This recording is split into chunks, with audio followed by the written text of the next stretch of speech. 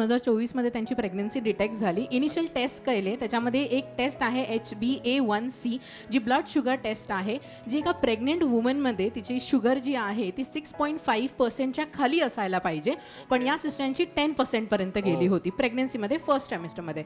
तर ते सांगतं डॉक्टरांनी ताबडतोब डिक्लेअर केलं ही हाय रिस्क प्रेग्नन्सी आहे, तुम्हाला गर्भ खाली करावा लागेल, नाहीतर मग बाळ जे आहे ते व्यवस्थित जन्माला येणार नाही, काहीतरी व्यंग होतील, नाहीतरी कुठलं तरी ऑर्गन फेल होईल असं डॉक्टरांनी डिक्लेअर केलं होतं. पण सिस्टर नित्य नियमाने आपल्या चर्चमध्ये येत आहेत गेल्या 2 वर्षांपासून.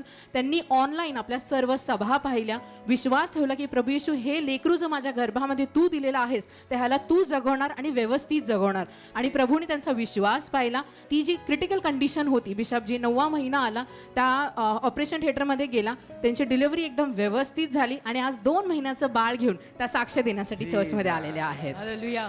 काय म्हणायचं तुम्हाला?